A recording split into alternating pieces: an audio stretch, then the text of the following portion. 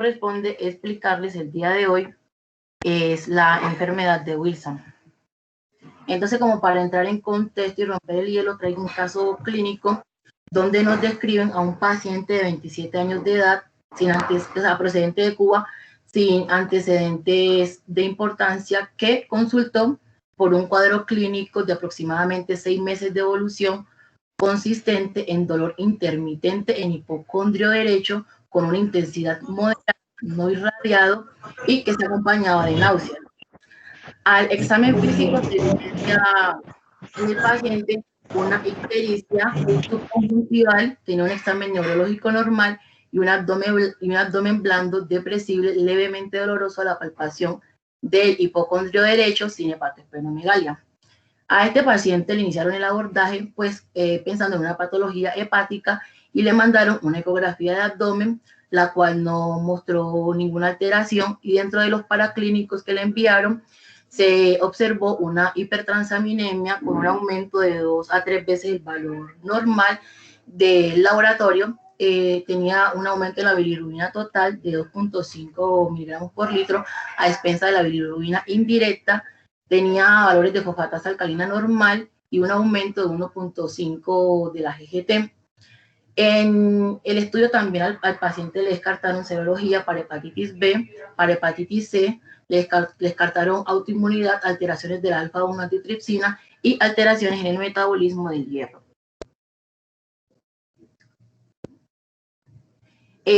También dentro de los exámenes el paciente tenía unas proteínas totales de 7.2 gramos por decilitro, una albúmina de 5.5 gramos por decilitro y una hemoglobina de 14.5 gramos por decilitro.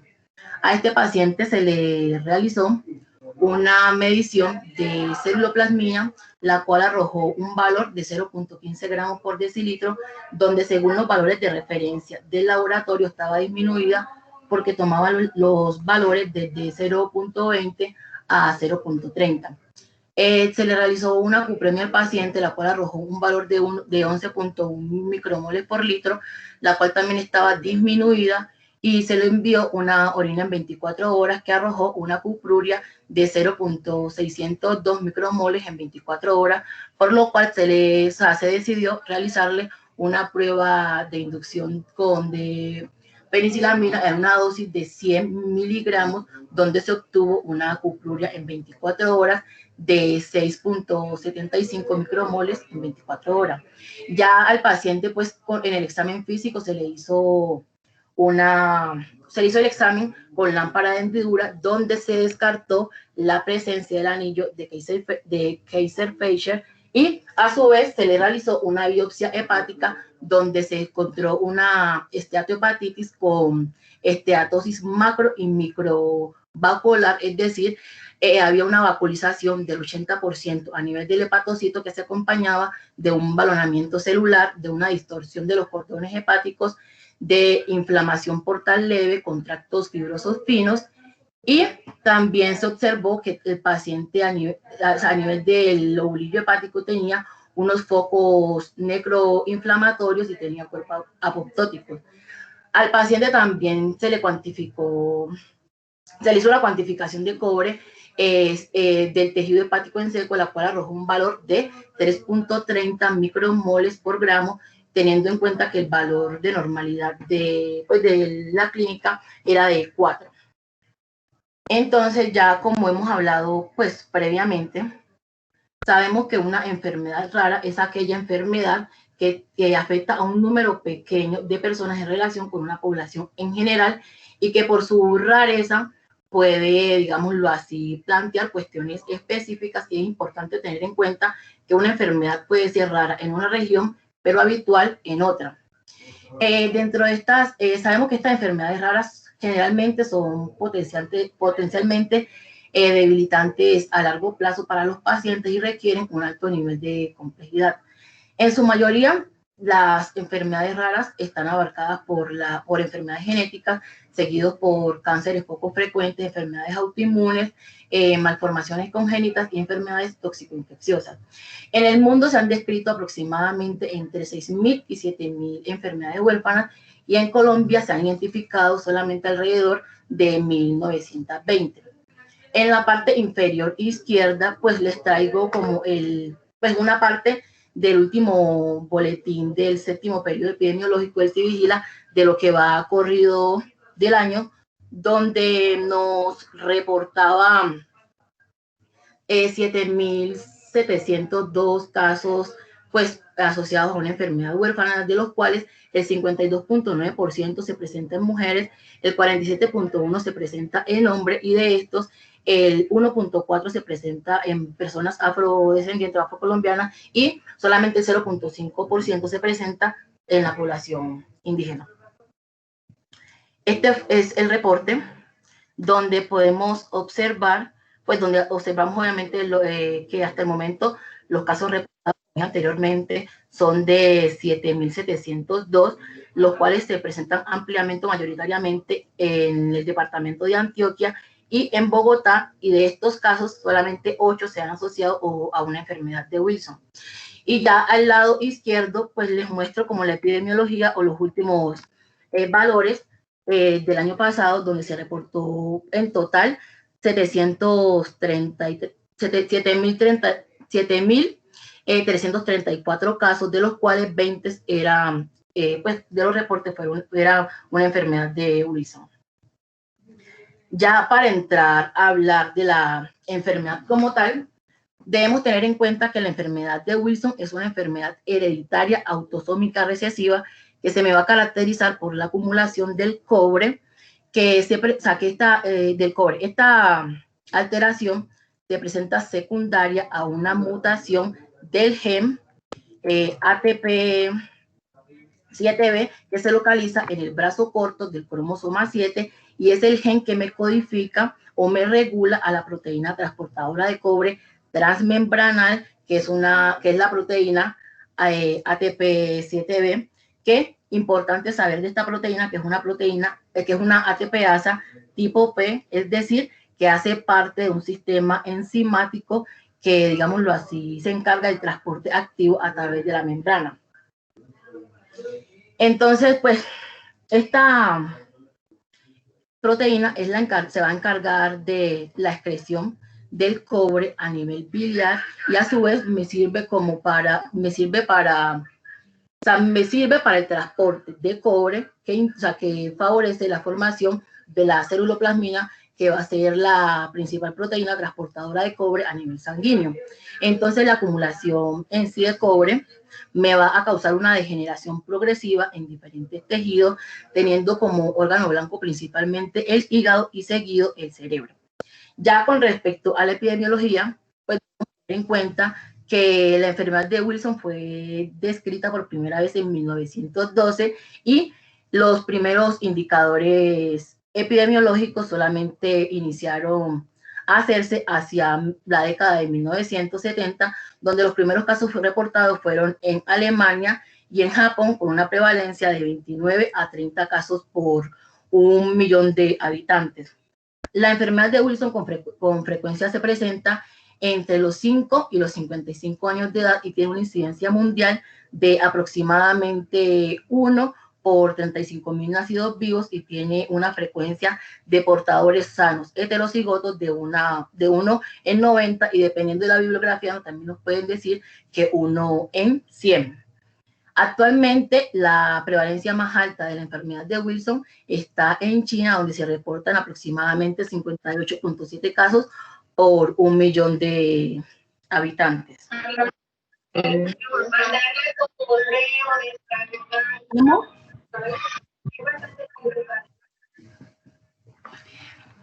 Entonces, antes de iniciar a hablar de la fisiopatogénesis de la enfermedad, es importante conocer la homeostasis del cobre. Debemos saber que el cobre es un oligoelemento que me puede servir como cofactor enzimático, y se ve involucrado en múltiples actividades, pues, o múltiples metabolismos a nivel, pues, celular. Principalmente me va a servir como cofactor, o está involucrado en la respiración mitocondrial, porque me va a servir como cofactor o me va a estimular a la citocromo C oxidasa. también me puede causar una activación de los péptidos neuroendocrinos al estimularme a la peptidil alfa monooxigenasa. Participa en la síntesis y la eliminación de catecolaminas porque me puede potenciar a la dopamina beta monooxigenasa, y también pues puede participar en la desintoxicación de radicales libres porque esta me estimula a la superóxido dismutasa, y cuando tenemos cobre en pequeñas concentraciones libres puede favorecer a la creación de nuevas uniones celulares. Ya pues como muy general para tener en cuenta, de forma natural podemos encontrar el cobre en alimentos como nueces, legumbres, frutos secos, semillas, chocolates, las carnes y los mariscos. Y la OMS nos recomienda una ingesta diaria de cobre de 900 microgramos, principalmente en adultos, de los cuales el cual se va a absorber de un 10 a un 50%. Ya en la parte de abajo pues les pongo en sí la homeostasis del cobre, la cual va a depender de una red proteica donde se incluyen las proteínas transportadoras de cobre transmembranal, que van a ser las proteínas ATPasa. También se incluyen las proteínas transportadoras de cobre citolítico y las moléculas de almacenamiento de cobre, que va a ser principalmente las metallotioneinas. Entonces, como para entender pues la normalidad, tenemos que el cobre ingresa al hepatocito por una chaperona o por una proteína de cobre de alta afinidad que se va a denominar CTR1. Esta, una vez ingresa el cobre al hepatocito, puede tener diferentes vías. Pues la primera vía que puede coger es que puede ir a nivel pues mitocondrial, y va a favorecer en la célula la replicación, pues va a favorecerme la respiración celular al potenciarme a la enzima citocromo C oxidasa, y también puede ser captada por las enzimas, por las proteínas transportadoras de cobre, que va a ser las ATPasa, que tenemos dos ATPasa. Tenemos la ATPasa tipo 1, que va a ser la ATPasa, que es la ATP7A, que es la encargada de llevarme el cobre al torrente sanguíneo y ligármela con la albúmina y con los aminoácidos. Y tenemos la ATP7B, que va a ser pues la que se va a afectar en la enfermedad de Wilson, que va a tener dos funciones en sí. La primera es que me va a transportar el cobre hacia el, pues, no sé si ven el cursor. Vamos a ver si con esto sale. Bueno, que me va a transportar el cobre hacia el red trans del aparato de Golgi, donde se me va a unir este cobre con la apoceruloplasmina, y para favorecerme la síntesis de ceruloplasmina, que va a ser la encargada de transportarme ese cobre a nivel sanguíneo. Importante saber que la ceruloplasmina va a ser una alfa-glicoproteína que, además de transportarme el cobre, va a favorecerme la movilización del hierro, y a su vez interviene en el paso de hierro de su forma ferrosa a su forma férrica. La otra función que tiene la ATP7B es que me va a facilitar el proceso de excreción del cobre al canalículo biliar, pues se me perdió el cursor, al canalículo biliar.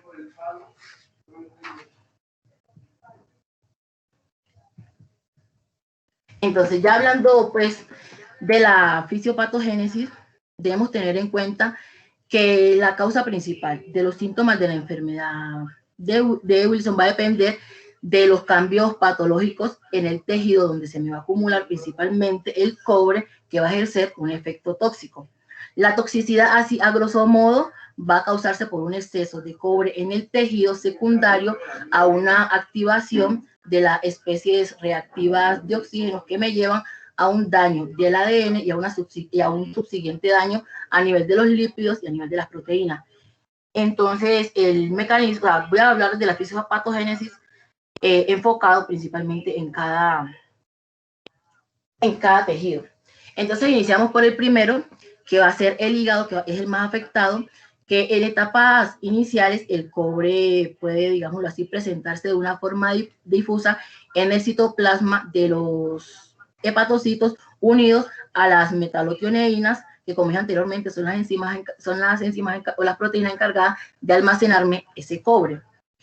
A medida que el cobre se me acumula en el hígado, me va a favorecer o me va a potenciar el daño a nivel mitocondrial, porque me va a causar, digámoslo así, una alteración en el metabolismo energético al haber una disminución de la al causarme una inhibición de la citocromo C oxidasa. Primer paso de daño del cobre, pero de forma aguda. Seguido a esto, la célula va a presentar un estrés oxidativo que va a llevar al daño hepático y a la acumulación de cobre, disminuyéndome así y aumentando así su capacidad oxidativa e induciéndome a la expresión de catalasas y de la superóxido dismutasa. En una acumulación crónica de este cobre a nivel hepático puede llevarme o puede conducirme a unos cambios inflamatorios a nivel del hepatocito, que puede manifestarse como una hepatitis o en su efecto de forma más crónica me puede causar una acumulación o cambios conformacionales a nivel de la matriz extracelular, que puede, digámoslo así, presentárseme como una fibrosis hepática. En particular, el cobre me va a causar una apoptosis del hepatocito secundaria a una inhibición o una alteración del citocromo, porque como sabemos favorece o potencia la respiración mitocondrial. Cuando el cobre acumulado en este hepatocito sobrepasa, digámoslo así, la capacidad de almacenamiento de la célula, va a ser liberado en su fracción libre a nivel plasmático y favorece que el cobre se me acumule en tejidos extrahepáticos, principalmente en orden de frecuencia tenemos el cerebro, los ojos, los riñones, los huesos y en última instancia tenemos el corazón. Entonces en ese orden de frecuencia vamos a pasar al cerebro. Una vez, cuando llega el cobre al cerebro, lo primero que se va a encontrar va a ser con los astrocitos, los cuales van a ejercer, digámoslo así, una acción de amortiguación. Ellos van a iniciar a captar y acumular ese cobre y a su vez van a regular, digámoslo así, la síntesis de las metalotioneínas para aumentar su capacidad de almacenamiento del cobre. Cuando ya las concentraciones de cobre a nivel del cerebro son demasiadas, este astrocito tiende a aumentar su número y sufre una valorización celular, manifestándose con una astrogliosis, y favorece también que este cobre se extienda, además de estar en los astrocitos, además tejidos cerebrales, principalmente a los oligodendrocitos, a los ganglios basales, a las fibras pontinas, al tálamo, al cerebelo y al tronco cerebral superior. Entonces, cuando este cobre me llega a los ganglios basales, principalmente al putamen, me va a causar un cambio inflamatorio secundario a la acumulación masiva de macrófagos que generalmente tienden a estar cargados por hierro, que me llevan a una desintegración de dicho ganglio. Ya saliendo del cerebro, pasamos a nivel sanguíneo, donde el cobre puede inducirme a una anemia hemolítica con CUMS negativo, porque cuando el cobre está libre en sangre, tiende a reaccionar con los lípidos de la membrana eritrocitaria, inhibiéndome la enzima glucosa 6-fosfato deshidrogenasa y la glutatión reductasa. Esto lo que va a generar en sí es como disminuirme la capacidad antioxidante de la célula y por último obviamente va a favorecer al daño oxidativo de la hemoglobina y de la membrana a nivel celular, y es lo que se va a manifestar como la anemia hemolítica con CUMS negativo, porque obviamente es mediada por la inmunidad. El cobre también puede, digámoslo así, pues según la literatura, causarme un secuestro esplénico que me lleva a una leucocitosis y a una trombocitopenia, y se puede ver principalmente potenciada o, digámoslo así, de forma más floreada en pacientes que, además de tener una enfermedad de Wilson, tienen una cirrosis. A nivel ocular, el cobre va, digámoslo así, a acumularse y a causarme una destrucción de la membrana de Desenberg, como sabemos, es la membrana basal del epitelio corneal, y es lo que comúnmente o en la clínica vamos a ver como el anillo de Kaiser-Fleischer, que va a ser como esa pigmentación color pardo que vamos a ver a nivel del limbo corneal, que pues más adelante se los muestro. A nivel muscular, la acumulación de cobre puede causarme una rhabdomiólisis, porque como dije anteriormente, en el músculo tenemos ATPasas tipo P, en especial tenemos la ATPasa sodio-potasio. Esa acumulación de cobre me va a causar una inhibición de dicha actividad, lo cual va, como dije anteriormente, a favorecer el estado redox, es decir, va a aumentarme las concentraciones de especies reactivas de oxígeno que me llevan a un daño a nivel de la fibra muscular. A nivel renal, el exceso de cobre tiende a acumularse en el parénquima renal, y pues lleva, una vez acumulado en el parénquima renal, me puede causar una disfunción del epitelio tubular renal, que se puede, digámoslo así, evidenciar o expresar como una disminución, un aumento a nivel de la filtración glomerular. El paciente puede tener una disfunción tubular, una aminoaciduria o, en su efecto, una hipercalciuria. A nivel osteomuscular, principalmente en el hueso, el cobre tiende a causarme cambios degenerativos porque se me acumula en la sinovial y en el cartílago, y el paciente puede manifestar o puede presentar una osteoartritis o una deformidad asociada a dicha acumulación. Y por último, ya a nivel cardíaco, la acumulación de cobre me puede causar una inflamación local a nivel celular, que cuando se presenta de forma crónica puede inducirme a una fibrosis intersticial, y el paciente, digámoslo así, clínicamente puede manifestar una miocardiopatía o, en su efecto, una arritmia por dicho reemplazo del tejido.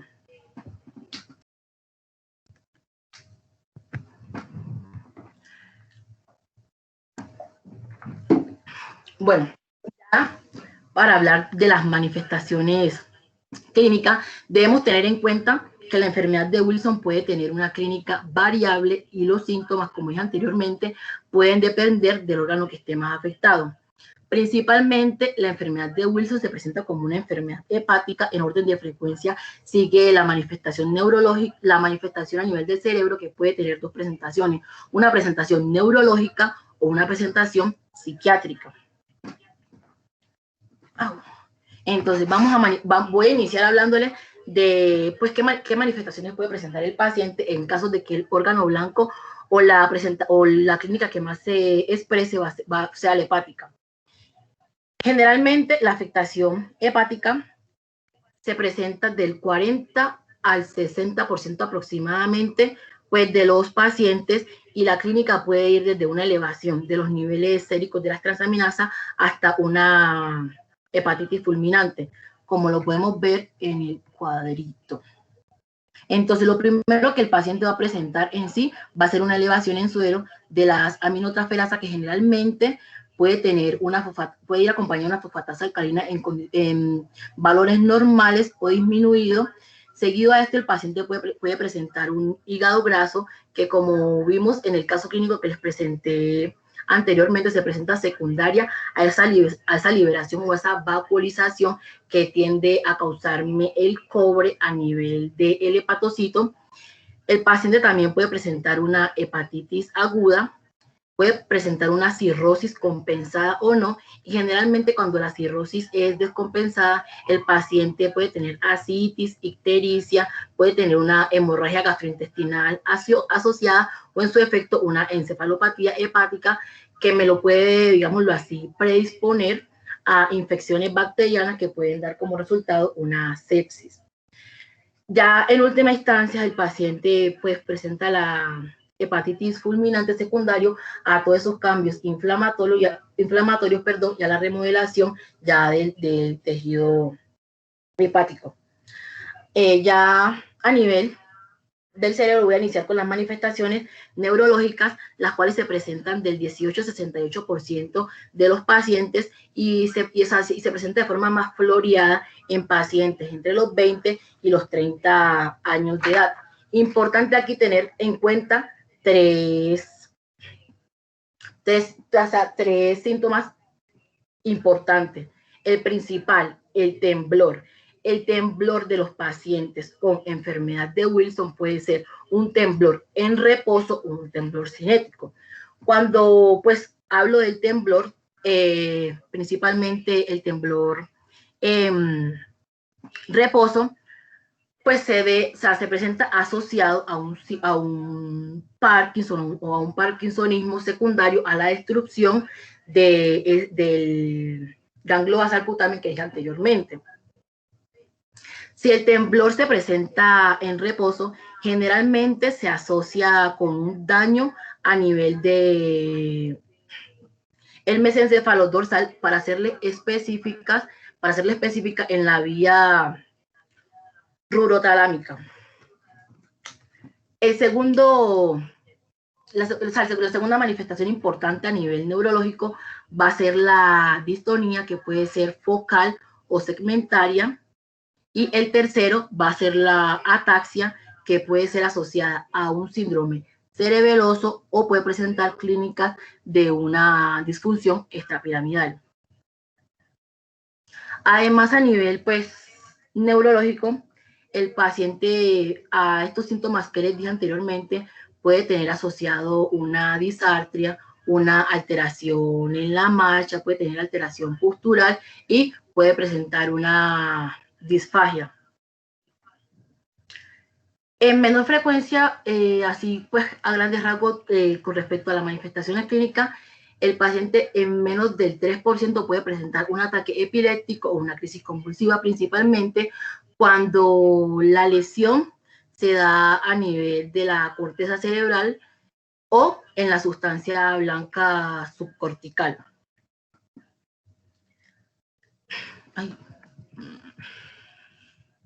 Bueno, a nivel ocular, como les dije en la fisiopatogénesis, el cobre me puede causar, o sea, me puede dar, se puede manifestar ocularmente con el anillo de Kayser-Fleischer o con una catarata en girasol. Aquí es importante tener en cuenta que este puede ser un signo que me haga pensar en la enfermedad de Wilson, pero no es netamente un predictor, un predictor neto que me induzca al diagnóstico de la enfermedad de Wilson, porque puede presentarse en otras patologías, principalmente en la colestásica, ya que es importante tener en cuenta que generalmente cerca del 100% de los pacientes que se manifiestan con una alteración a nivel neurológica me lo pueden presentar. Solamente se presenta de un 50 a un 40% de los pacientes que se manifiestan inicialmente con una alteración a nivel hepático.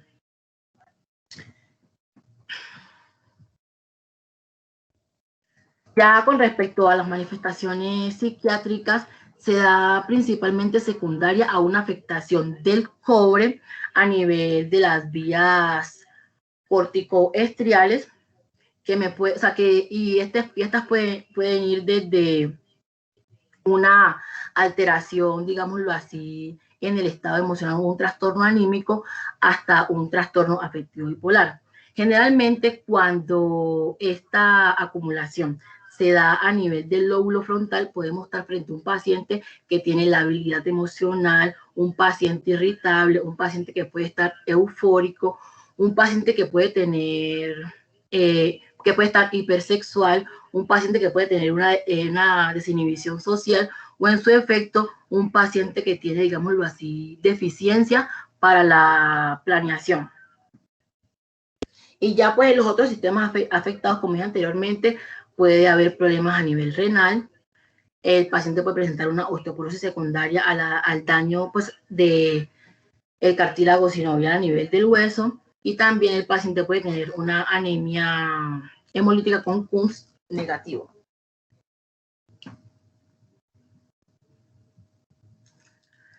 En el diagnóstico, pues debemos tener en cuenta que dada la gran heterogeneidad, la gran variabilidad en la clínica que tiene la enfermedad de Wilson y la poca especificidad clínica en algunos pacientes, principalmente en pacientes heterocigotos, pues esta enfermedad se ha vuelto, digámoslo así, un reto para establecer el diagnóstico porque puede comportarse como muchas patologías a nivel hepático. Por ende, debemos, cuando tengamos un paciente con clínica que no nos cuadre o digamos así que no concuerde con los hallazgos que hemos encontrado en los laboratorios, debemos sospechar de una enfermedad de Wilson. En general, no hay, digámoslo así, una prueba de laboratorio única y sensible que me diagnostique la enfermedad de Wilson, pero la literatura nos recomienda hacer mediciones séricas de ceruloplasmina, la cual puede estar disminuida o en rangos de normalidad. Por eso, pues nos dicen que no es un factor predictivo para el diagnóstico cuando se toma en cuenta de forma individual. Por eso podemos, asociado a esta medición de ceruloplasmina, podemos medir el cobre sérico, el cual tiende a estar elevado o en valores normales. Entonces, entonces, asociando los niveles bajos de ceruloplasmina con el aumento del cobre a nivel sérico, nos puede, digámoslo así, dar un indicio o sugerirnos una enfermedad de Wilson, pero totalmente no es una, o sea, no son hallazgos que nos describen sí o sí que el paciente tenga la enfermedad. También nos recomiendan hacer una medición de las concentraciones de cobre no unido a ceruloplasmina, pero en general es demasiado difícil medirla porque, es demasiado difícil medirla porque para hacer la medición exacta de esta debemos tener conocimiento o al menos estimar cuál es el cobre que sí está unido a la ceruloplasmina, y en general en estos pacientes es difícil la determinación, obviamente, porque como no hay, como va a haber deficiencia de la proteína transportadora, va a ser escasa la síntesis de la ceruloplasmina. Entonces, nos recomiendan, si no podemos hacer esta medición, hacer una orina en 24 horas y evaluar la excreción del cobre. Generalmente, hablamos de que hay una excreción de cobre significativa cuando los valores nos dan mayor a 100 microgramos en 24 horas. En pacientes que tienden a estar sintomáticos, pero si estamos frente a un paciente asintomático que le hacemos, digámoslo así, la orina en 24 horas y tiene concentraciones menores a 100 microgramos de cobre, pues este hallazgo no nos descarta la presencia o ausencia de la enfermedad. Por eso, a nosotros en la práctica clínica o en los últimos años del personal de salud, pues nos sugiere utilizar para el diagnóstico de la enfermedad de Wilson el sistema de puntuación Leipzig del 2001, la cual, digámoslo así, agrupa los hallazgos clínicos como los hallazgos de laboratorio. Entonces va a ser esta tablita. Con respecto a los signos y síntomas clínicos, nos evalúan principalmente los típicos, que van a ser 4. Primero, que haya presencia o ausencia del anillo de Kaiser-Fleischer. Si hay presencia, nos da un valor de 2, una ausencia nos da un valor de 0. Que el paciente tenga síntomas neurológicos, bien sean severos, moderados o estén ausentes. También nos evalúan las concentraciones séricas de ceruloplasmina sérica, pues que para establecer el diagnóstico o para dar un indicio del diagnóstico, como anteriormente, debe estar disminuida. Y también nos evalúa la presencia o ausencia de anemia hemolítica con Kunz negativo.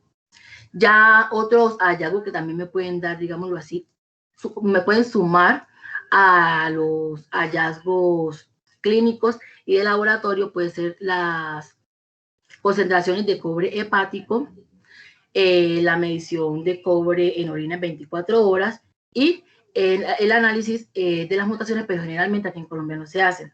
Entonces, ya una vez sumado todos estos hallazgos, podemos establecer 3 patrones de puntuación.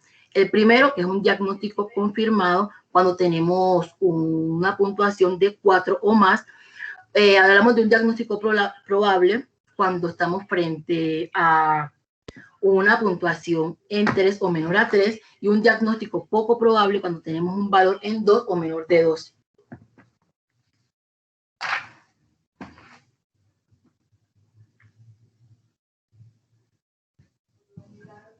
Bueno, entre los estudios también nos recomiendan utilizar ayudas imageneológicas, principalmente cuando tengamos sospecha de que el paciente tiene una alteración a nivel neurológica. Entonces nos recomiendan principalmente realizar una resonancia magnética donde podemos observar anormalidades a nivel de los ganglios basales, podemos ver una infiltración grasa también, y importante es que se puede ver, digamos así, un aumento en la intensidad que se puede manifestar como una hiperintensidad en la secuencia T2 de la resonancia magnética, y también nos describen el signo de la cara gigante de panda, que es el que estoy mostrando pues aquí arriba, que es secundario a esta hiperintensidad de la secuencia T2. Y ya a nivel inmunistoquímico, pues nos sugieren la tinción con rodamina, la cual, pues según estudios, tiene una mayor sensibilidad para revelarme la acumulación de cobre a nivel del tejido hepático, donde, digámoslo así, o sea, me sirve para enfocar el diagnóstico o determinar mi diagnóstico cuando estamos frente a una medición de cobre en el parénquima hepático mayor a 4 micromoles por gramo del peso en seco en sí del tejido hepático. Pues en menor frecuencia para evaluarme las alteraciones a nivel oculares nos recomienda una tomografía óptica coherente del segmento anterior, pero generalmente aquí en Colombia no la utilizamos, o en su efecto también la literatura nos recomendaba realizarle a estos pacientes una electroretinografía del nervio óptico. Ya con respecto al tratamiento, debemos tener en cuenta si el paciente está cursando con una enfermedad de Wilson de forma aguda o de forma crónica. ¿Por qué? Porque de esto va a depender el inicio del tratamiento. En el tratamiento vamos a tener 2 escenarios. El primero, que va a ser el tratamiento farmacológico, y el segundo, que va a ser el trasplante hepático. Iniciando con el tratamiento farmacológico, generalmente se utiliza en pacientes que le hacemos un diagnóstico de forma temprana de la enfermedad de Wilson, independiente, o sea, un diagnóstico temprano en ausencia o presencia, digámoslo así, de un daño hepático o neurológico. Importante aquí que no esté, digamos, avanzado. El tratamiento en sí se basa en quelantes, principalmente la de penicilamina y la trientina, y también se incluye la terapia con zinc. Todos estos, o sea, estimulándome o aumentándome la excreción urinaria de cobre, o en su efecto el zinc disminuyéndome la absorción de cobre a nivel del tracto gastrointestinal.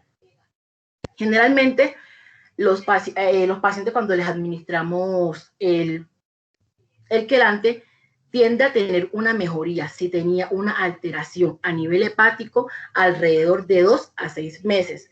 Pero si el paciente tenía, digámoslo así, una alteración a nivel neurológica, no podemos desesperarnos, porque los cambios significativos o la mejoría del paciente tiende a verse al año o a los 3 años máximo.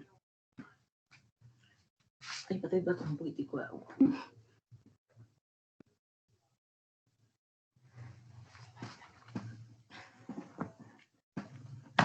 Entonces, ya hablando un poquitico más de la de penicilamina, es un quelante que se encarga de promoverme la excreción urinaria de cobre y me favorece, digámoslo así, la inducción de la metalotioneína para que ésta me absorba y me capte todo ese exceso de cobre. La dosis de mantenimiento generalmente la hacemos entre 750 y 1500 miligramos por día en adultos. Y si estamos frente a la presencia pues, estamos frente a un niño, podemos administrarle una dosis de 20 miligramos por kilogramo al día. Importante las recomendaciones en el paciente, decirle que debe, digámoslo así, que debe administrarla, o sea, debe administrarse una hora antes de las comidas porque o sea, demasiados alimentos, principalmente la vitamina C, me puede disminuir la absorción del medicamento. Ya la trientina me promueve la excreción urinaria de cobre también, pero esta la dejamos específicamente para pacientes que tienen una alteración o signo o una clínica marcada a nivel neurológico, debido a que los estudios, pues, a que estudios recientes demuestran, o sea, se han demostrado que la penicilamina en pacientes que tienen una alteración neurológica marcada versus una alteración a nivel hepática pueden presentar, digámoslo así, más riesgo de cambio o un empeoramiento de la clínica a nivel neurológica. Por ende, tiene mejor, o sea, tiene mejor perfil de seguridad para pacientes que tengan manifestaciones a nivel neurológica. La trientina, que administramos en una dosis de 900 a 2700 miligramos al día, y podemos repartirla de acuerdo a la necesidad del paciente en 2 o en 3 dosis. Y ya por último tenemos el zinc, el cual va a interferirme en la absorción del cobre a nivel del tracto gastrointestinal y también me induce a la producción de la metalotioneína para que me capte todo ese cobre, perdón. La dosis que administramos de zinc va a ser de 150 y en niños generalmente preferimos una dosis dependiendo del kilo. Si el niño pesa menor de 50 kilogramos, preferiblemente le damos una dosis de 75 miligramos. Importante, así como la penicilamina debe administrarse 30 minutos antes de la comida, debido a que cuando se mezcla con la vitamina C puede disminuir, digámoslo así, la absorción del medicamento, y esta tiene un perfil de seguridad excelente tanto para pacientes que tienen alteración a nivel neurológico y pacientes que tienen alteración a nivel hepático. Importante, o un tip que me pareció pues relevante cuando estuve leyendo la bibliografía, es que el zinc también lo podemos, digamos así, administrar en forma de monoterapia sin necesidad de administrar la penicilamina y la trientina, debido a que en los estudios recientes los pacientes que se les ha administrado en monoterapia el zinc toleran bien y responden de forma adecuada los síntomas neurológicos y los síntomas a nivel hepático. Y generalmente pues tiene puede generar un deterioro paradójico a nivel neurológico pues en muy pocos pacientes. Ya si estamos frente a un paciente que yo le administre la terapia quelante y no mejore, un paciente que yo vea en el seguimiento, antes que se me olvide el seguimiento, lo hacemos en estos pacientes 2 veces al año, dependiendo de la condición. Si yo vea que cuando estamos haciendo la reevaluación del paciente, el paciente no tiene mejoría y sin embargo tiene un empeoramiento de la clínica, debo iniciar a pensar que el paciente requiere un trasplante hepático. Generalmente pues se recomienda o se guarda para todos los pacientes que tienen una insuficiencia hepática aguda que se acompaña de una cirrosis. Y ya por último, pues les vengo a hablar del pronóstico de la enfermedad, que en sí, si prevenimos o detectamos la enfermedad a tiempo, el paciente puede tener un buen pronóstico debido a que administramos la terapia farmacológica de forma oportuna y evitamos que el paciente me llegue a una descompensación. Pero si ya el hallazgo o el diagnóstico de la patología lo hacemos de forma tardía, el paciente tiene riesgo de hacer una descompensación hepática que puede terminar en un trasplante hepático, y este trasplante hepático en sí puede, digámoslo así, aumentar o disminuirme la supervivencia de mi paciente de acuerdo a las comorbilidades que este tenga asociadas. Entonces, en general, el pronóstico de la enfermedad depende, como anteriormente, de la gravedad, bien sea de la enfermedad hepática o de la enfermedad neurológica.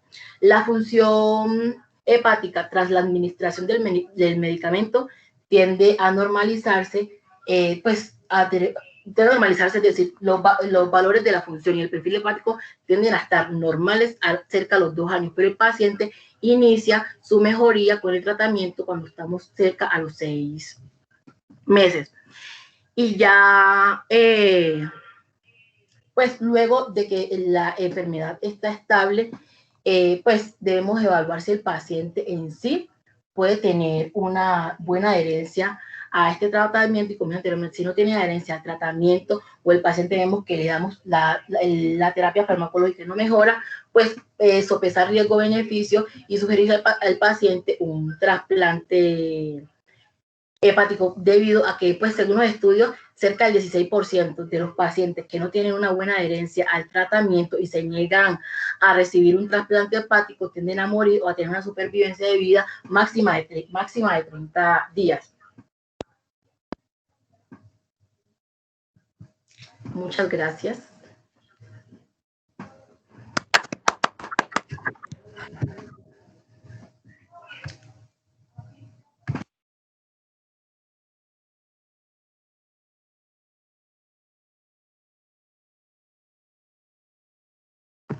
¿Alguna duda, alguna pregunta, algo por aclarar?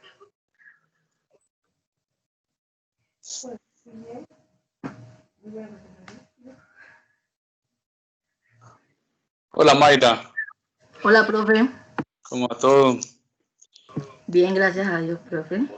Mayra, pues te felicito, realmente te tomaste muy en serio el tema, realmente hiciste una revisión que es algo cercana a lo que se llama un estado del arte, es decir, quedamos realmente con mucha claridad frente a en qué vamos de esta enfermedad.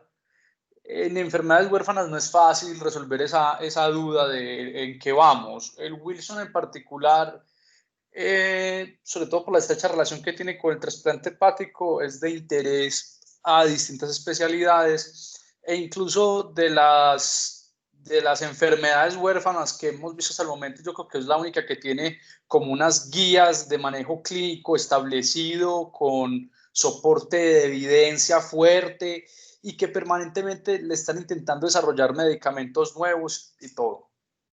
Mayra, pues intentando integrar la charla de la semana pasada de epidemiología con todo lo que nos acabas de decir, te voy a hacer una serie de preguntas. Mayra, la primera. Entonces, ¿estamos claros que el anillo de Kaiser-Fleischer está relacionado con la enfermedad neurológica, y el 95% de los pacientes que tienen enfermedad neurológica van a tener el anillo, ¿cierto?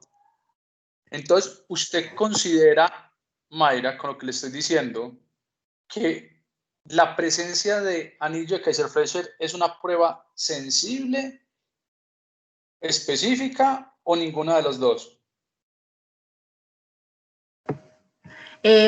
Para mí puede ser una prueba sensible, pero no específica, porque hay otras patologías como las alteraciones a nivel colestásicas que también pueden manifestárseme con un anillo de Kaiser-Fleischer.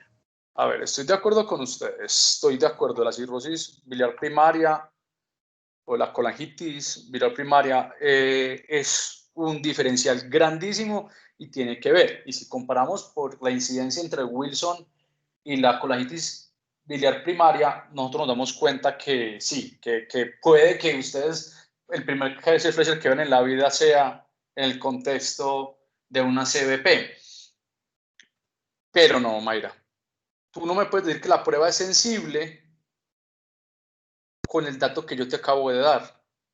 Decir que el 95% de los pacientes con enfermedad neurológica por Wilson tienen el anillo no es la razón por la cual es sensible. Yo necesito saber es cuántas personas en las cuales tienen la enfermedad como tal, no van a tener esa alteración, porque volvemos a lo mismo. Usted puede decir, sí, sí y solo sí cojo los pacientes neurológicos. Pero veamos el otro, y te hago la pregunta, Mayra. Mayra, ¿tú te sientes identificada? ¿Te gusta la neurología en particular? ¿O es que vi que le hiciste muchísimo énfasis a la neurología y es cierto que la enfermedad de Wilson tiene un componente neurológico muy grande, pero ¿es a raíz de la bibliografía que leíste o tú personalmente te sientes afinidad con la neurología? Pues fue a raíz del conocimiento previo que tenía y pues, de la bibliografía que encontré. Fui asociando más o menos y fui buscando los conceptos pues, que me mencionaban. Listo. Mayra, ¿qué porcentaje de pacientes con enfermedad no neurológica, o sea, manifestaciones hepáticas, sistémicas, pero no neurológicas, tienen anillo de Kaiser-Fleischer? Del 20 al 30% de los pacientes. Listo. ¿Usted cree que con ese dato la prueba es sensible, específica o ninguna de los dos? Ninguna de los dos. Ninguna de las dos. Listo. Entonces, vamos claros hasta el momento.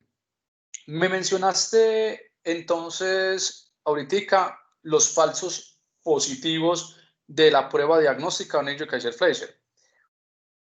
Eso, entonces le pregunto, ¿usted podría utilizar una jornada? Usted llega y hace una jornada infantil. Cuando los niños cumplen 7 años, usted le va a hacer una tamización ocular y le va a buscar una serie de alteraciones, incluyendo la presencia de anillo de Kaiser-Fleischer para identificar qué niño posiblemente tenga enfermedad de Wilson. ¿Usted le parece que es una buena prueba de tamización, Mayra? ¿Sí o no y por qué?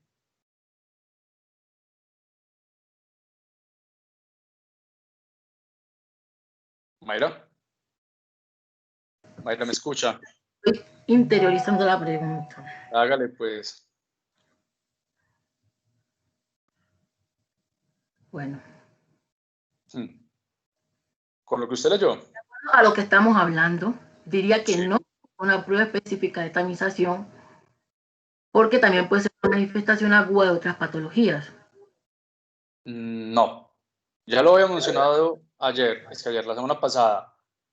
A usted, cuando está hablando de pruebas de tamización, no le importan los falsos positivos. ¿Sí me entiende? No importa qué otras enfermedades le den eso. Lo que a usted le importa es que haya suficientes personas con esa alteración. ¿Sí? Sí, señor. O sea que ese argumento no es válido, Mayra. El hecho de que hayan otras enfermedades que en anillo no significa la razón para no hacer la prueba de tamización. Hay otras razones muy fuertes para no hacerlo, pero esa no es una. Entonces podríamos irnos por el lado de que estamos buscando una prueba que sea pues más sensible y específica que pues esa. No, volvemos a lo mismo. La especificidad no me importa tanto en tamización. O sea, necesito una prueba que sea más sensible. Entonces, Mayra, los argumentos en contra de un programa de tamización infantil para enfermedad de Wilson, basados en la presencia o no de un anillo retiniano de Kaiser-Fleischer, son bastantes. La primera, lo acabamos de explicar, Mayra. Los pacientes que más tienen la proporción de presencia de anillo son aquellos que tienen manifestaciones neurológicas. Y por definición, las pruebas de tamización son para personas que no tienen manifestaciones, para personas que no tienen síntomas. ¿Listo? O sea que usted no está trabajando con el 95% del Kaiser-Fleischer con enfermedad neurológica, sino que usted está trabajando con el 30% de la enfermedad extraneurológica. ¿Sí me entiende? Sí, señor. Es una prueba no específica. La segunda, las formas pediátricas tienen menor prevalencia de anillo de Kaiser-Fleischer que las formas de adulto, ¿cierto? Sí, señor. Por ese motivo, la tamización no debería ser en población pediátrica, si ese fuera el argumento, ¿sí? Y el tercero, que es el que vamos a ver acá muy repetitivamente dentro de las charlas que vamos a tener, la incidencia es tan baja que la cantidad de niños que habría que revisar va a ser tan alta que es posible que la costo-efectividad no lo cubra. en ese momento, ya que usted mismo me lo explicó. El tratamiento de la enfermedad de Wilson lo voy a guiar de acuerdo a qué tan aguda está la enfermedad y entrar a la discusión del tratamiento de Wilson en enfermedad sintomática es otra cosa. ¿Listo? ¿Vamos Sí, claros, Mayra, hasta el momento? sí, señor. Mayra, usted me habló del temblor en estos pacientes, eso es cierto. De hecho, hablando con Vivian de una serie de charlas de semiología, yo creo que el enfoque del paciente con temblor desde el punto de vista de enfermedades huérfanas es bueno porque muchas enfermedades que hemos visto hasta el momento y que vamos a seguir viendo, el temblor es una de las características. Mayra, temblor es un tema, es un coco completo para la medicina, es incluso un coco para los neurólogos, tanto que hay una subespecialidad de la neurología que se llama movimientos anormales. Entonces, la pregunta que le hago de antemano, pues es una pregunta difícil. Mayra, ¿cómo se enfoca el paciente con temblor? ¿Sí me entiende? ¿Cómo se clasifica el temblor? Yo Porque usted iniciaría clasificándolo si el temblor se presenta de forma, cinética o en reposo.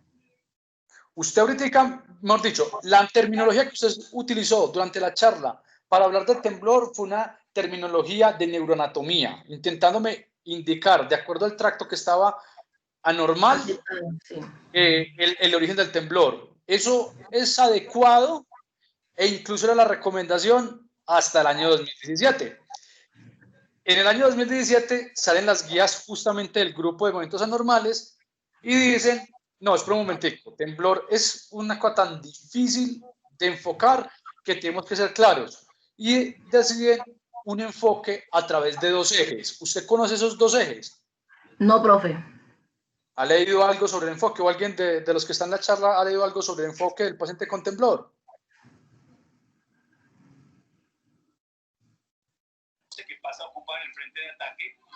Profe, de pronto el temblor en reposo y el temblor en movimiento. Listo, esos temblores de propósito y esos temblores en reposo también es una clasificación muy antigua, más antigua incluso que la que estaba mencionando Mayra, de clasificar de acuerdo al tracto afectado. No, de hecho el temblor esencial solito, que es un diagnóstico al que se llegaba con eso del propósito y no propósito, es un término que se ha revaluado tanto porque han encontrado que hay patologías neurodegenerativas que se observan como temblor esencial. Entonces usted no se puede quedar con esa definición.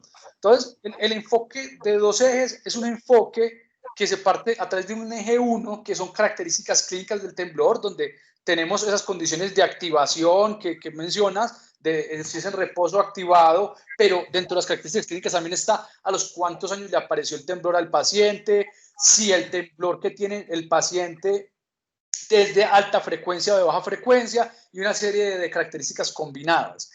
Aparte de eso está el segundo eje, que es el eje etiológico, que tiene que ver entonces con patologías genéticas adquiridas idiopáticas y que de pronto tiene más que ver con lo que nosotros mencionamos acá. Aparte de eso, el eje 1 le permite a uno hacer una evaluación sistémica del paciente y le piden a uno que todo paciente cuando consulta por temblor se le haga una búsqueda de exoftalmos, de patosplenomegalia y justamente del anillo Kaiser-Fleischer. Entonces, no sé, pues podríamos, cuando llegue el momento de empezar a hacer unas charlas de semiología enfocadas en enfermedades huérfanas, me parece que una charla de enfoque del paciente con temblor me parece apropiado porque, como les digo, hay dentro de las mismas guías, dicen que cuando el paciente consulta por eso, usted tiene que trabajar pensando en enfermedad genética sistémica de base y, como les digo, incluso le piden a uno que haga algunas pruebas dirigidas hacia enfermedad huérfana. Entonces, me interesa que hablemos de eso con un poquitico más de espacio y sobre todo explicarlo bien para que no quede en el aire. ¿Listo? Listo, profe. Listo, profe. Bien.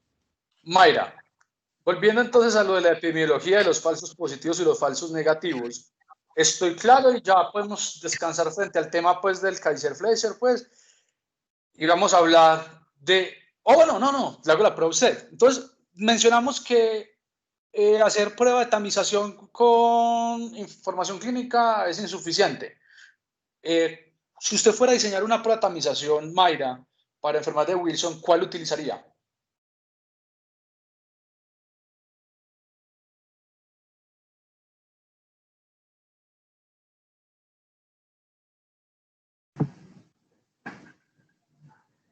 o no haría tamización nunca.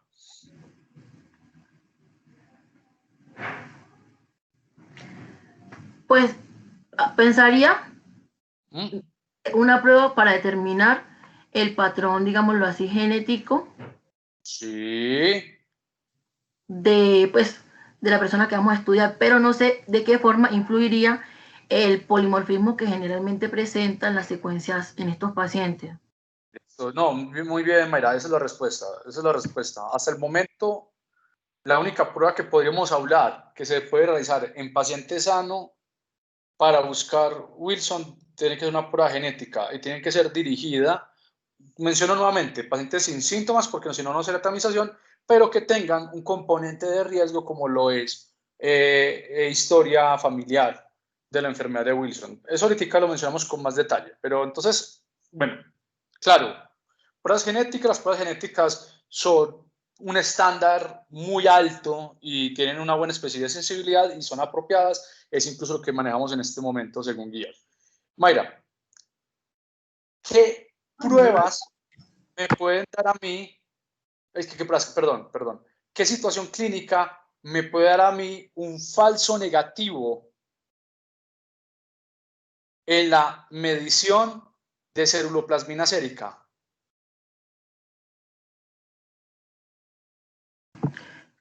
Pues podemos tener dos escenarios si no estoy mal. Las pacientes embarazadas tienden a disminuirme las concentraciones de ceruloplasmina y también los pacientes que estén en terapia con estrógenos. Eso es cierto. No solamente terapia de estrógenos, los pacientes en embarazo van a tener también alteraciones. Por lo mismo, del estradiol a la estrona, el cambio que se ocurre entre el embarazo va a cambiar esto. Muy bien, Mayra. Mayra, ¿y qué me podría dar a mí un falso positivo en la recolección urinaria de cobre en 24 horas?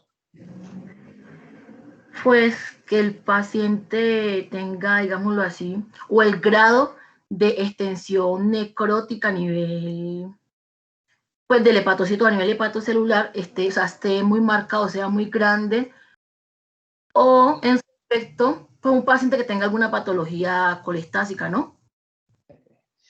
Le pregunto, ¿a qué se refiere con necrosis hepatocelular? Si tiene un nivel elevado es porque el Wilson lo tiene muy afectado. ¿Cómo hacer falso positivo si el Wilson le está dañando el hígado?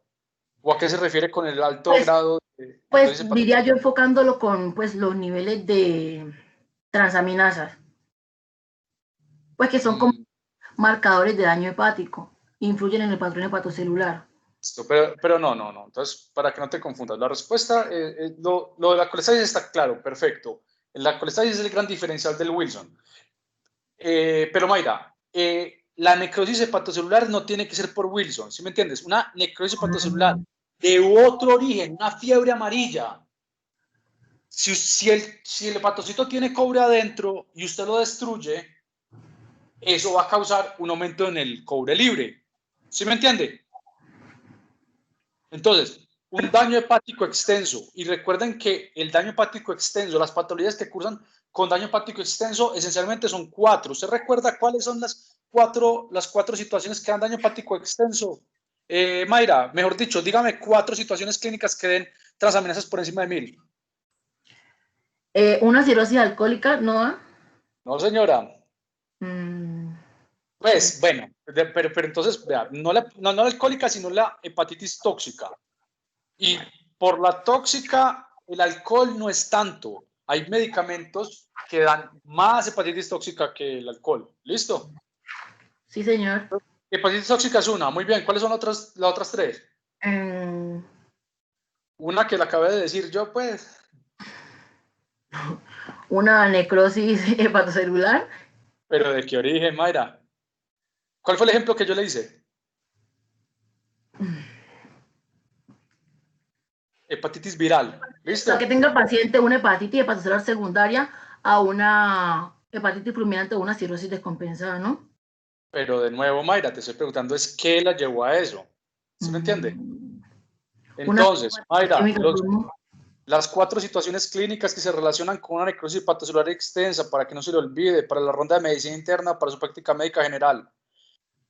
hepatitis viral, Ujú. hepatitis tóxica, hepatitis isquémica, ¿sí? Ujú. Sí, señor. Listo. Y el cuarto tipo que se relaciona con ese nivel de daño usualmente es un trauma hepático, una lesión intraoperatoria o similares. Rara vez usted va a tener las otras causas llevándolo a un daño tan extenso, transaminasas por encima de 1000 o liberación de un cobre urinario suficiente como para que le genere usted un Wilson. Entonces vea que ahí está la situación pues relativamente fácil. El Wilson le da a usted niveles de hierro, de cobre urinario elevado en 24 horas sin tener las transaminasas tan marcadamente elevadas. ¿Sí? Sí, señor. Entonces ahí usted se pega de eso. Mayra, para continuar dentro de este mismo tema, ¿cuáles son los perfiles del hepatograma que usted conoce? Son 5. ¿Los recuerda? Los revisó conmigo cuando rotaba conmigo hace ya 2 años. Sí, señor. Dígamelos. ALT, AST. Ahora, no, los elementos, los perfiles, no los exámenes, los grupos, ¿cierto? Usted va a interpretar el hepatograma y usted va a clasificar en 5 esos pacientes. ¿Cuáles son esos 5 grupos en los cuales usted clasifica al paciente con alteración en el hepatograma? No, no me acuerdo, profe, entonces.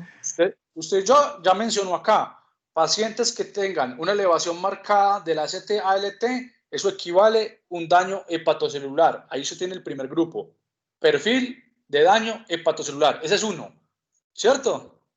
Ah, sí, entonces también entraría el colestásico. Perfecto. ¿Cuáles son las características del hepatograma del daño colestásico? Pues que hay una elevación de la fosfatasa alcalina Señora, ¿qué más? y las transaminasas pueden estar en valores normales o aumentados. Eso es cierto también. Rara vez por debajo de 10 veces el límite superior del rango normal. Por eso cuando están por encima de 1000, usted salta de una a pensar en daño hepatocelular. Mientras que si está como el caso del Wilson, en 450, usted dice, este perfil puede ser otra cosa. Mayra, ¿cómo se llama cuando el paciente tiene por encima de 5 veces el límite superior las transaminasas y tiene la fosfatasa alcalina elevada? Sería un patrón hepatocelular, ¿no? No, porque la fosfatasa alcalina tiende a estar normal en el paciente con daño hepatocelular. Si usted es un perfil hepatocelular No, de fosfatasa ¿el, elevada, es otro perfil. ¿Cuál perfil? el mixto? Es un mixto. Bueno, entonces venga, pues que acá está el difícil.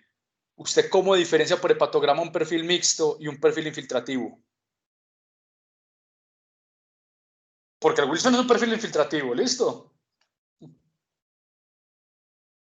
Pues podríamos aplicar fórmulas como, o sea, porque él estaría entre el rango, o sea, Hay una fórmula ASLD para medir eso. ¿Cuál es la fórmula? ¿La recuerda?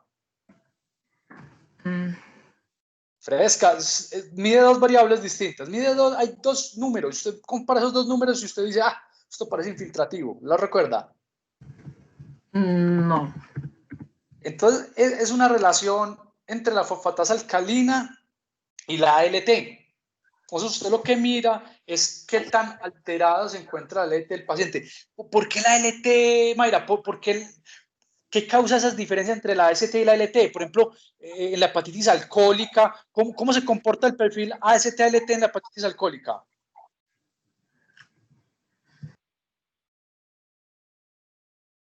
Pues la AST sería en la hepatitis alcohólica mayor que la ALT. Eso es correcto, muy bien, pero la pregunta mía es ¿por qué? Si no estoy mal, no sería, o sea, porque la AST es menos selectiva o menos específica de daño hepático. No, pero no, esa no es la respuesta, Mayra. Usted me tiene que decir por qué. Eso es cierto, pero ¿por qué?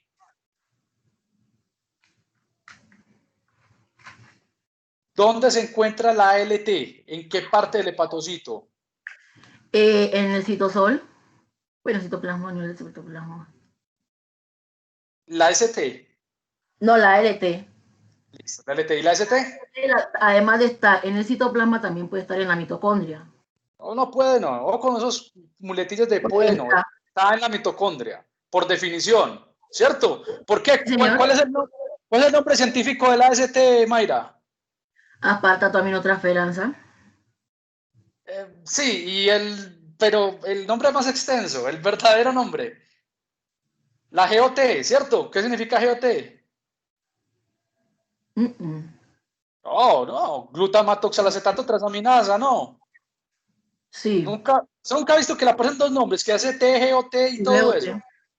Entonces, si se da cuenta, la O significa oxaloacetato. ¿Y dónde está el oxaloacetato? En la mitocondria. En la mitocondria, porque usted necesita ciclo de Krebs para eso. ¿Usted para qué necesita un glutamatoxalacetato en el citosol? ¿Cierto? Es más, la LT es piruvato. Quiere decir que es citosólica porque no depende de la mitocondria, porque es respiración anaerobia. Entonces, la situación grande, Mayra, es que cuando usted tiene un daño infiltrativo, usted tiene un daño crónico del hepatocito que destruye las mitocondrias. Al disminuir las mitocondrias, caen los niveles de AST. Entonces, está evaluando con la relación AST fosfato de alcalina, no solamente qué tan colestásico y qué tanto es el daño canalicular, sino que también está evaluando cuál tanto es el daño mitocondrial del hepatocito. Y usted cuando dice daño mitocondrial más daño canalicular, igual un perfil infiltrativo. Fuera de eso existen otros marcadores de perfil infiltrativo, como una LDH elevada. Lo que pasa es que usted misma se dio cuenta leyendo Wilson. ¿Qué característica clínica del Wilson adicionalmente a la infiltración hepática eleva la LDH, la deshidrogenasa láctica? ¿Cómo, profe? ¿Existe alguna situación clínica distinta de la infiltración hepática que eleve la deshidrogenasa láctica en el paciente con enfermedad de Wilson? Puede ser la hemólisis. Señora, es la hemólisis. Muy bien, Mayra. Se nota que usted leyó bastante para este tema. Esa es la respuesta. Entonces, la razón por la cual no utilizo la LDH directamente como un marcador independiente de infiltración es el hecho de que la deshidrogenasa láctica se eleva en muchos otros elementos clínicos. Y como usted lo acaba de explicar, la hemólisis es el principal diferencial y el Wilson mismo de hemólisis. O sea que es muy difícil decir que sea la LDH por eso. Mayra, muy bien. Pasemos entonces a terapéutico. Entonces, usted hizo unos buenos argumentos a favor de la penicilamina, me habló incluso de la vitamina E, pues que es algo, como digo, de vanguardia en este momento, y habló del zinc, que era una de las propuestas que había de monoterapia. ¿Usted leyó algo sobre el tetrahidromolibdato? No, profe. Listo. Esa, para que me entienda por qué le estoy preguntando esto y no piense que me estoy rebuscando las preguntas para corcharla, Mayra, es porque por bioquímica misma, el amonio de tetrahidromolibdato tiene un mayor efecto cupropénico que el zinc, que la vitamina E, que el uso de la penicilamina e incluso el uso de la trientina. O sea, es el más potente de todos en los modelos de laboratorio. Sin embargo, a pesar de que existe, que sabemos que in vitro, es decir, en laboratorio es el que más funciona de todos, tiene un efecto tóxico muy amplio, da mielosupresión. Entonces, por ese motivo no se utiliza tanto. A la otra cosa es que los estudios que se han hecho han sido muy pequeños. Entonces, los efectos que se demostraron con el medicamento no se puede decir con tranquilidad que no sean por el azar. Entonces, hasta que no se demuestre más seguridad, no lo podemos usar. El zinc, en cambio, es más reciente, pero resulta que el zinc es mucho más benigno. El zinc, tenemos experiencia con el zinc en el manejo de la diarrea aguda, entonces usted ya sabe cómo se comporta, entonces sabe el perfil de seguridad y por ese motivo usted lo empieza a favorecer más. ¿Listo? Bueno, Mayra, Sí, señor. y última pregunta, y tiene que ver con lo que había mencionado usted de que la prueba genética era la mejor prueba para hacer tamización. Le pregunto, Mayra, ¿por qué no se la hacemos a todo el mundo? Porque todavía hay resistencia a usar la prueba genética, porque si usted se da cuenta, Mayra, le hacemos a una generación completa, una genética de Wilson y usted identifica a todos los enfermos y ya. Y usted ya sabe quiénes son y usted ya le puede dar seguimiento y se acabó este cuento. Y nosotros ya sabemos cuáles son los genes, es decir, nosotros ya tenemos la tecnología, es relativamente barata y como le digo, me ubica la gente que es y sirve de tamización. ¿Qué quiere decir eso? Que en pacientes asintomáticos sigue estando positiva, o sea, pues frente a lo que mencionamos de tamización sería excelente. Entonces, ¿cuál es la barrera que tenemos en este momento? Aparte del costo, pero como le digo, es relativamente barata comparado con otras pruebas genéticas. ¿Cuál es la barrera grande que tenemos nosotros para montar un sistema de tamización aparte de la baja prevalencia del Wilson? Diría yo que el gran polimorfismo a nivel de la mutación, a nivel pues, de los alelos, a nivel pues, de la secuencia cromosómica. A su vez diría también que también influiría la presencia pues homocigótica y heterocigótica de la enfermedad. Esa es la respuesta, Mayra, pero explíqueme cuál es la implicación para usted como médica general, cuál es la implicación clínica para los que nos están escuchando, para la gente que no se dedicó tanto al Wilson como usted, explique en otras palabras eso, ¿qué implicación clínica tiene que existan esos polimorfismos dentro del Wilson y la realización de prueba genética como prueba de tamización? ¿Cuál es la implicación clínica de eso? Podríamos hacer falsos positivos, ¿no? O en su efecto pasar por alto paciente que No serían falsos positivos, Mayra, porque sí estarían enfermos, ¿sí me entiende? Es por ese lado, pero esa gente sí carga el Wilson. Entonces, no, usted está en lo correcto, Mayra, la felicito porque usted realmente me ha sabido responder la gran mayoría de cosas y me lo ha dicho precisa y con lo que necesito que me diga y se nota que usted entiende esto. Pero entonces, la implicación grande, Mayra, es que, que una persona tenga el polimorfismo, que una persona tenga las alteraciones genéticas, yo no lo puedo relacionar directamente con progresión a enfermedad completa. ¿Qué quiere decir eso? Que hay una cantidad considerable de personas que tienen el perfil genético de una enfermedad de Wilson que nunca van a desarrollar ni hepatopatía, ni nefropatía, ni neuropatía por Wilson. Es decir, hay una serie de personas que si yo decido dar tratamiento a todos los que tengan alteraciones en el perfil genético, van a ganarse una terapia a largo plazo con penicilamina, zinc y los efectos adversos que trae el tratamiento y que de pronto nunca hubieran tenido una manifestación clínica relacionada con el Wilson. ¿Sí me está entendiendo? Sí, señor, pero también aquí también no aplicaría o bueno, no tendría importancia o relevancia la epigenética. Obviamente, pues, sí, el posición varía y, o sea, no es el mismo grado de exposición que tengo yo a que tiene mi familiar, por ende en mí se puede presentar, digámoslo así, la enfermedad de una forma diferente de acuerdo a los factores que me rodean, ¿no? Muy bien, Mayra. El término clínico sería penetrancia, ¿cierto? No todas las personas tienen la misma penetrancia de la enfermedad a pesar de tener el mismo perfil genético. Como tú dices, tiene que ver con la epigenética, estoy de acuerdo. Pero entonces es eso. ¿Se acuerda cuando hablamos de los criterios de Younger para hablar cuál es la prueba, cuáles son las características ideales de una prueba de tamización? Hemos dicho una que es que el paciente tenga una historia natural bien determinada, que yo sepa cuándo llega a qué punto. Con el Wilson no sabemos hasta este momento qué paciente es el que va a progresar a lo que usted menciona como enfermedad florida, ¿cierto? Usted sabe quiénes pueden, pero si usted puede determinar con claridad qué paciente es el que va a progresar a síntomas, vamos a terminar en lo que usted mencionó, esperando a que el paciente tenga alteraciones en el Q-programa para poder decidir cuándo se inicia el tratamiento. ¿Sí me entiende, Mayra? Mayra. Mayra, ¿alguien me escucha? Yo hablando solo un buen tiempo acá. No, profe, sí, se le escucha. Se te escucha, profe. Un momento, que se me pegó el computador. Bueno. Pero sí lo estoy escuchando. Vale. Pero sí me entiende también, Mayra, lo que le quise decir. Sí, señor. no hacemos pruebas de tamización de jornadas, a pesar de que sabemos exactamente con qué examen clasificamos el persona como enferma y no enferma? Sí, señor. Muy bien, perfecto.